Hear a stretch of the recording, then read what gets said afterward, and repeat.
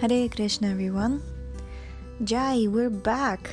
Haribol! It's been a long hiatus, a very unplanned and spontaneous, softly speaking, hiatus, but we're so glad to be back and to continue this beautiful book. We're reading the book Teachings of Lord Chaitanya, and right now we're still based in Sri Mayapur, and it is, this break really taught me how to appreciate where we are, what we're doing, with whom we're serving, and see the mercy of Srila Prabhupada. Actually, I was actually listening to His Holiness Shivaram Maharaja's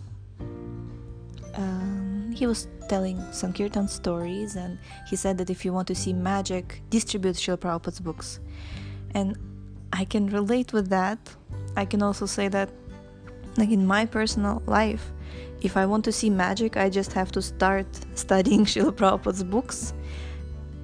As soon as I start studying Srila Prabhupada's books, especially in a systematic way, just like incredible. It's like, Lord of the Rings it doesn't know what they're talking about.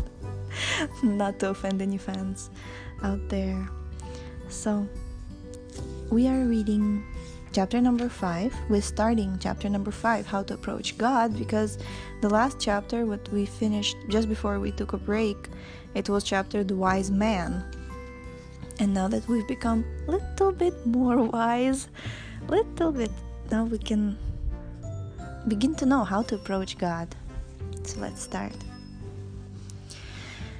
In truth, all Vedic literature directs the human being toward the perfect stage of devotion. The paths of fruitive activities, speculative knowledge, and meditation do not lead one to the perfectional stage. Do not. But the Lord is actually approachable by one who follows the process of devotional service. Therefore, all Vedic literature recommends that one accept this process. In this regard, Chaitanya Mahaprabhu quoted from the Lord's instructions to Uddhava in Srimad Bhagavatam 11.14.20-21.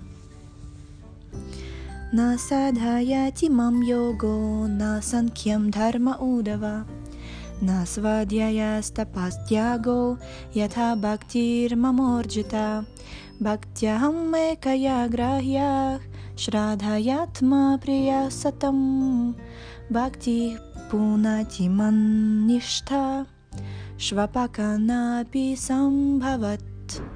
Quote: My dear Uddhava, neither philosophical speculation, nor meditational yoga, nor penances can give me such pleasure as devotional service practiced by the living entities. I am dear only to my devotees, and I can be achieved only by devotional service. Even an extremely low-born person will become free from all contamination if he takes to my devotional service. Unquote. I love Uddhava Gita. Uddhava Gita is like my number one inspiration in spiritual life, especially in the past few years. Devotional service is the only path by which one can achieve the Supreme Person. Devotional service is the only perfection accepted by all Vedic literatures. Just as when a poor man receives some treasure, he becomes happy. When one attains to devotional service, his material pains are automatically vanquished. As one advances in devotional service, he attains love of Godhead, and as he advances in this love, he becomes free from all material bondage. One should not think, however, that the disappearance of poverty and the liberation from bondage are the goals of devotional service. Love of Krishna, love of God, is itself the goal, and it consists in relishing the reciprocation of loving service with the Lord. In all Vedic literatures, we find that the attainment of this loving relationship between the living entity and the Supreme Lord is the goal of devotional service.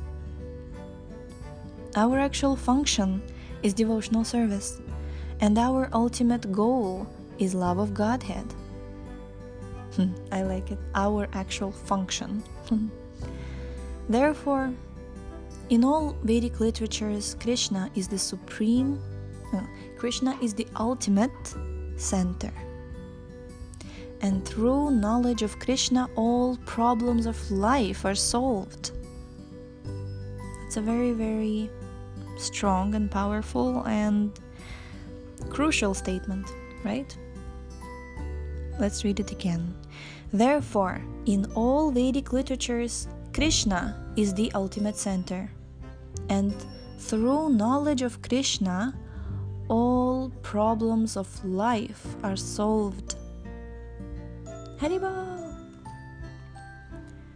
Chaitanya Mahaprabhu then quoted a verse from the Padma Purana.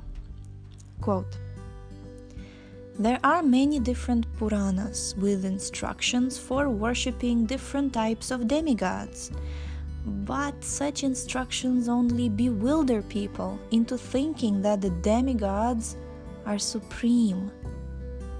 Yet, if one carefully studies the Puranas, he will find that Krishna, the Supreme Personality of Godhead, is the only object of worship."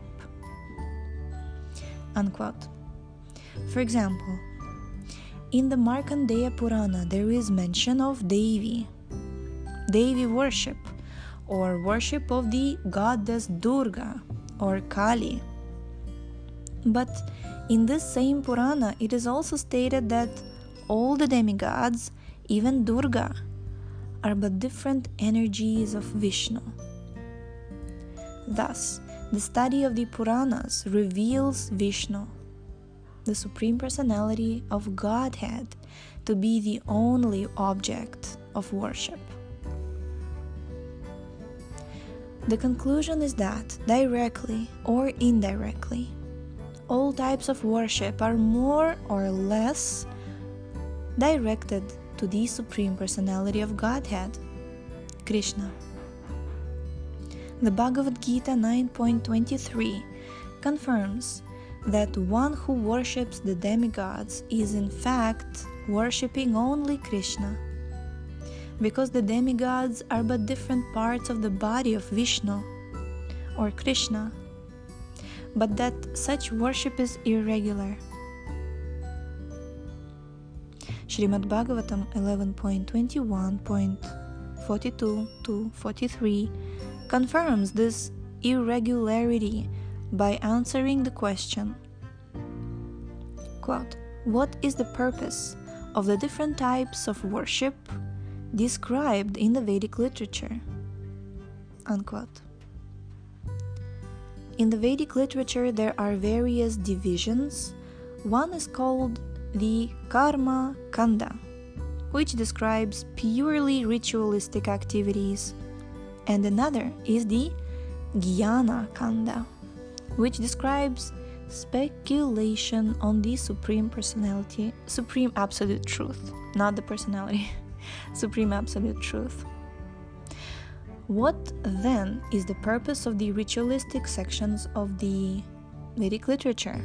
And what is the purpose of the Upasana Kanda, which contains different mantras or hymns for worshipping various demigods? And what is the purpose of philosophical speculation on the subject of the Absolute Truth?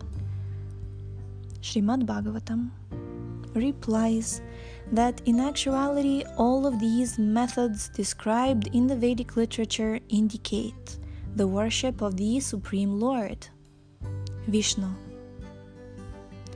In other words, they are all indirect ways of worshipping the Supreme Personality of Godhead. Indirect, right? They are all indirect ways of worshipping the Supreme Personality of Godhead. Sacrifices contained in the ritualistic portions of this literature are meant for the satisfaction of the Supreme Lord Vishnu. Indeed, because yagya, sacrifice, is specifically meant for satisfying Vishnu, another name for Vishnu is Yagyeshvara, or the Lord of Sacrifices. Haribol! Such neophytes are not on the transcendental level. The Vedic literature advises them. Since neophytes are not on the transcendental level, the Vedic literature advises them to worship different types of demigods according to their situation in the different modes of material nature. The idea is that gradually, such neophytes may rise to the transcendental plane and engage in the service of Vishnu, the Supreme Personality of Godhead. For example, the Puranas advise the neophytes attached to killing flesh to eat it only after offering it to the goddess Kali.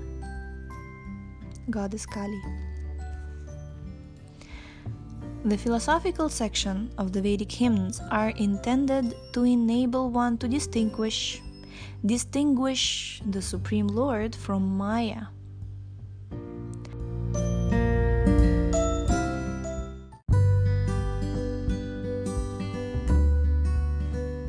Thank you so much for tuning in today. The link to this book is in the description. Please check out our website shravanamdiaries.com. Find the links to all the other books that we've read so far. I was so happy when I was looking at the statistics during this 1.5 months of our hiatus, and I was like, wow, so many people are listening to previous episodes, and this is wonderful. I'm so glad that even when we were not able to publish episodes, fresh episodes, then people would still connect to Srila Prabhupada's books, and this is our aim actually of this podcast, is to connect to Srila Prabhupada's books on a daily basis and to help others, help everyone, and inspire everyone to connect with them. So, see you tomorrow. Hare Krishna.